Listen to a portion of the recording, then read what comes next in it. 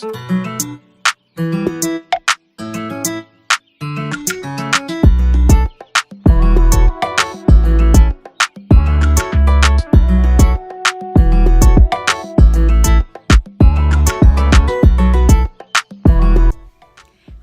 Royals, today I'm coming to you with a very relaxed video. I don't even got on no makeup, it's very like chill, and yeah, that's the vibe for this video. This is my third video and I am so happy that I'm just keeping the ball rolling.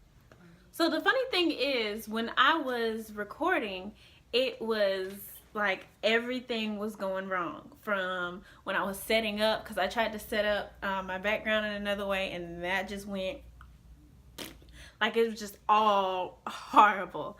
So when I realized that I was not ready to record this video, third, 1, 2, 3, uno, cuatro, I had to stop. Like, I had the topic and everything. Like, my topic was going to be why college students should live holy lives, and I recorded at least like to the first tidbit of my information. So what does college life mean in our society? Like, what is it? What is the standards?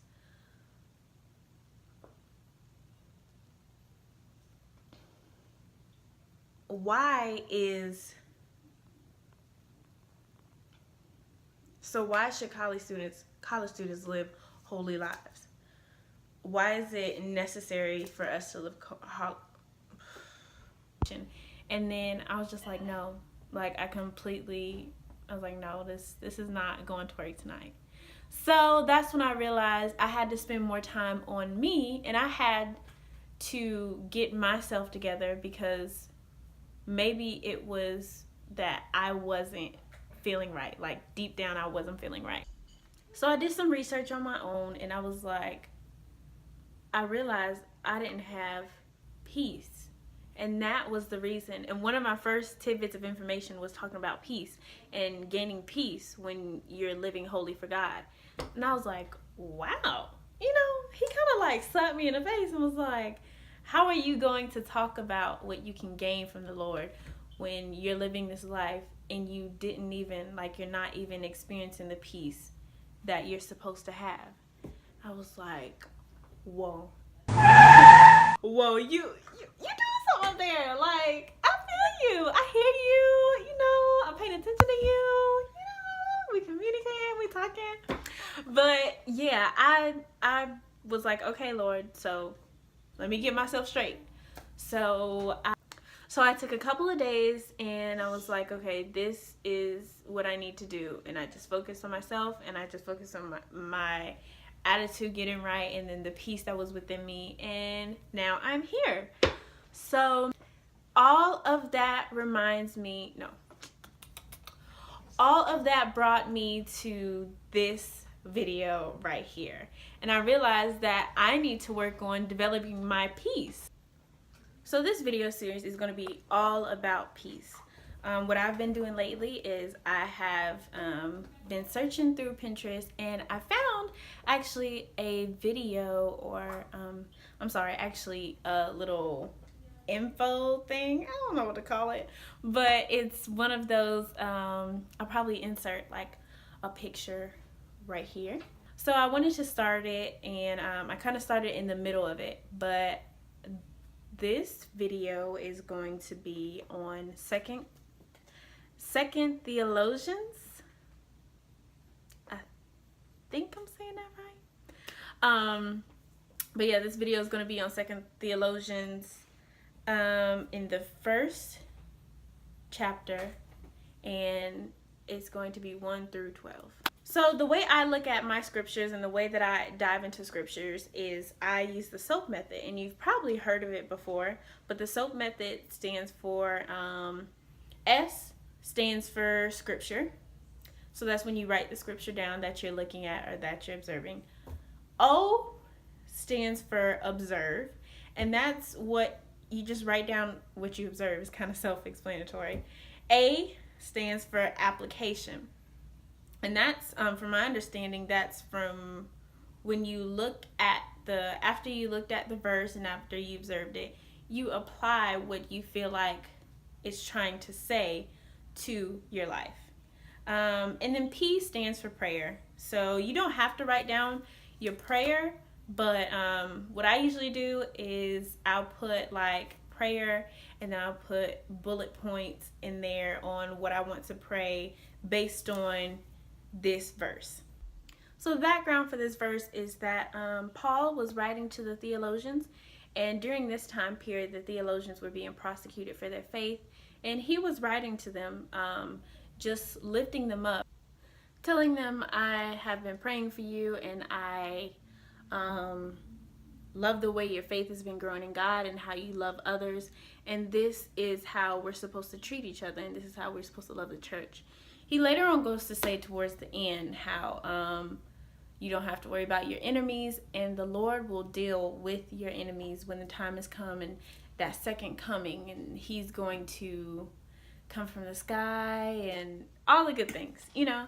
So that was just a summary of that. And the way I broke it down, I wrote the scripture down for my S, and for my O, to be the most important things is that Paul mentioned love and having faith. And the funny thing is, when I can't remember which book it was, but Jesus was asked by one of the Pharisees, which is one of the preachers of the day, he was asked, what is the greatest commandment of all time? And he goes and says, love your neighbors. And then he was asked again, but he answers the question with have devotion to your God or love your God. And that could be a whole nother sermon. But the whole point is that Jesus was trying to say, when he was describing that, he was trying to say that loving, he was describing basically two sides of the same coin. The greatest commandment is to love your neighbors as you would love yourself. But you do that by having devotion to God and loving God and having reverence for God, because that's how you show that, is loving your neighbors, which is loving everyone you come in contact with, because your neighbors aren't really like your physical neighbors, but it's everyone you come in contact with throughout your life. So I found that interesting that he brought that up in this letter, this chapter. But I ended up drawing from this place dealing with peace, because you know this was one of the scriptures that dealt with peace. What I ended up drawing from it is that faith in him and loving everyone else is going to lead to your peace. I was like, whoa. Like, I was like, whoa. I've never seen it that way until I actually read this verse, because I took my time. And I'm not gonna lie, I was like, I don't know what meditating on verses is. But I actually understood what meditating on a verse was when I actually read this chapter, and I was just reading it over and over and over again. And I was like, okay, let me see if this is how you meditate. Let me see what I'm going to get out of it. And that's just what I got out of it, is that faith in him and having love for one another and for everyone you come in contact with, no matter if it's your enemy or your best friend, is going to lead to your peace. And that does make sense when I think about it, because if you keep your faith in God, which is the all high being, and if you're like, okay, God's got me, you know, your faith is your trust, you know, your trust is your faith is your trust.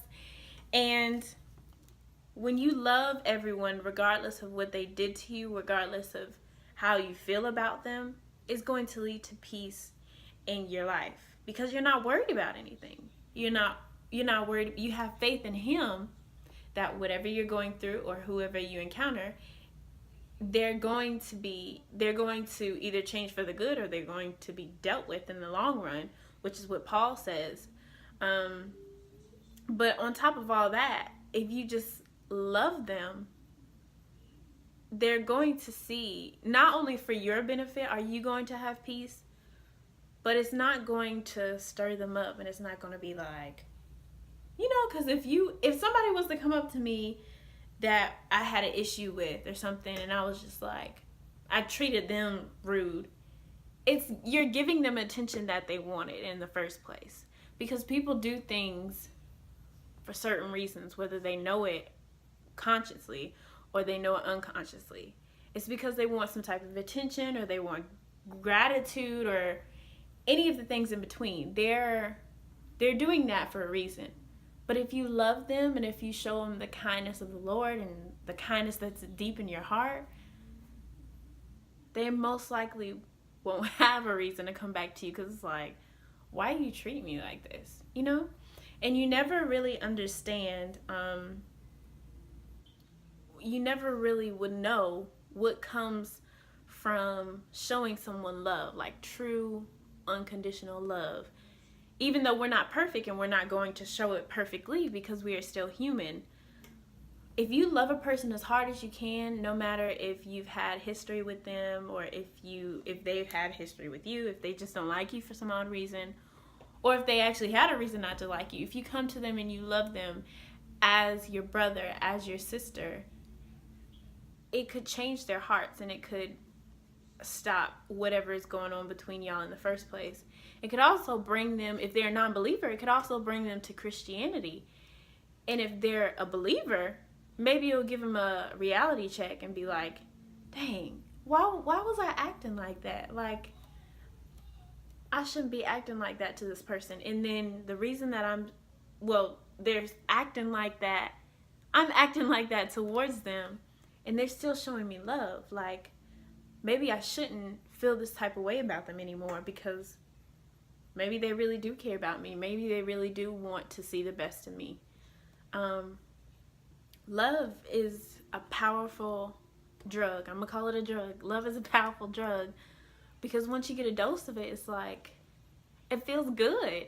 Whether you deserve it or not, if you get a real, clear, unconditional love from someone you might not even like, it makes you feel like, dang, why did I treat him like that in the first place? Why was I treating you like that in the first place? Why can't we be friends? You know, why can't we go back to being friends? And I don't know, love is, as Jesus said, love is the most important commandment. If you don't keep anything else, keep love. And I've always believed that love was a very, very powerful thing. And that is why I have my book that says what I've been taking notes in, and what I do, my sermons and stuff like that. It says love never fails, which is 1 Corinthians 13, 8. So, with all that to be said, what I ended up writing down was faith in Him plus love equals peace. And one more thing to add to the whole background of the theologians, what they were going through. Paul was writing to them and telling them to keep up the good works and keep up the love and keep up the faith in God, even though they were under prosecution. So that spoke to me even more, and it was like, okay, they were still going through some things, but they kept that love and they kept that faith, which gave them peace. So I honestly believe in my heart that even though they were going through things, they had a peace in their heart. No matter if there was like death literally right outside their door and they were threatened with being killed because of their faith, they had a peace. So I hope that helped anybody, and I hope going into the scripture together was very helpful, and I hope it will encourage you to keep reading and encourage you to take notes while you're reading and actually meditate on the verse. Because if I would have read through that verse the first time, I would have been like, wow. Like, I just would have thought it was like a regular story, but I wouldn't have gotten that revelation from it. But that is the end of my video. I will definitely see you guys in my next video. Don't forget to subscribe, like, or just comment and tell me how you felt about it and give me some feedback, whether it's through a text. If you know me personally, text me, give me some feedback. Snapchat me if you follow me on Snapchat and give me some feedback, or just comment and say how this verse helped you. Yeah. So bye guys, have a blessed day.